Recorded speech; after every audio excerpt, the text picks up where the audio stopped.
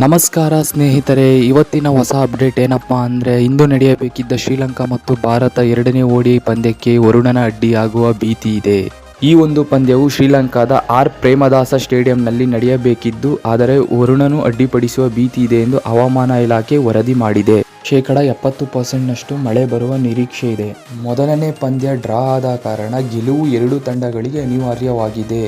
ಎರಡೂ ತಂಡಗಳಿಗೆ ಈ ಪಂದ್ಯ ನಿರ್ಣಾಯಕ ಪಂದ್ಯವಾಗಿರಲಿದೆ. ಸ್ನೇಹಿತರೆ, ಭಾರತವು ಗೆಲ್ಲುವ ಪಂದ್ಯವನ್ನು ಕೈಚೆಲ್ಲಿತು, ಸೋಲುವ ಪಂದ್ಯವನ್ನು ಶ್ರೀಲಂಕಾ ಟೈ ಮಾಡಿಕೊಂಡಿತು. ಸ್ನೇಹಿತರೆ, ಎರಡೂ ತಂಡದಲ್ಲಿ ಆತ್ಮವಿಶ್ವಾಸವಿದ್ದು ಯಾವ ಒಂದು ತಂಡ ಗೆಲ್ಲಬಹುದೆಂದು ನಾವು ಕಾದು ನೋಡಬೇಕಿದೆ. ಸ್ನೇಹಿತರೆ, ಈ ಒಂದು ಪಂದ್ಯಕ್ಕೆ ಮಳೆ ಅಡ್ಡಿಪಡಿಸುತ್ತದೆಯೋ ಅಥವಾ ಈ ಪಂದ್ಯವನ್ನು ಭಾರತ ಗೆಲ್ಲುತ್ತದೆಯೋ ಎಂದು ಕಮೆಂಟ್ ಮೂಲಕ ತಿಳಿಸಿ ಸ್ನೇಹಿತರೆ.